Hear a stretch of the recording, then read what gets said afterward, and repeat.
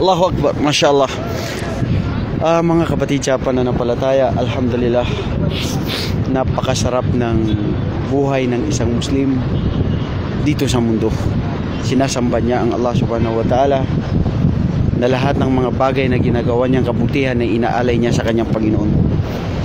Gusto ko lang maranasan magpakain ng mga ganitong mga nilalang na nilikha ng Allah subhanahu wa ta'ala, dahil ang Allah subhanahu wa ta'ala nilikha niya tayo para gumawa ng kabutihan. Ang isang Muslim gumawa sa kabutihan dito sa mundo sa katulad niyang mga kapwa-tao at katulad din sa mga hayop o ibang nilalang. Dito po ito ngayon sa Madina Al-Munawwarah, January 4 ngayon. Napakasarap ng pamumuhay ng isang mananampalataya na panatag siya sa lahat. Walang problema, walang lungkot. Alam natin na ang buhay natin minsan malungkot, may mga pigati, pero hindi yan nananatili.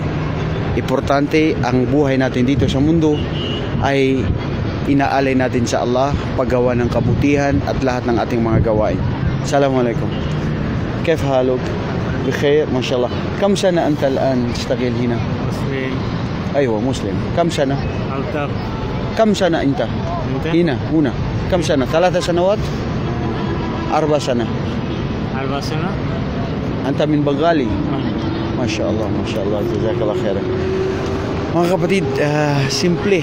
Nakikita natin mga taong ganyang simple lang pero wala silang pinagdadaanan. Yung kumbaga, may pera ka nga, nandyan lahat sa'yo, pero ang dami ng mga stress sa buhay mo, iniisip mo yung mga hindi pa nangyari, iniisip mo pa na bakit hindi natin ipasa Allah ang lahat ng mga nangyayari at ang hindi pa nangyayari. Ganyan ang buhay ng isang Muslim. Sabi ng propeta sallallahu alaihi wasallam, hindi ang yaman ng tao ay kung ano yung mayroon siya. Ang yaman niya ay kung kontento ka sa ipinagkaloob ng iyong Panginoong Allah subhanahu wa ta'ala sa'yo.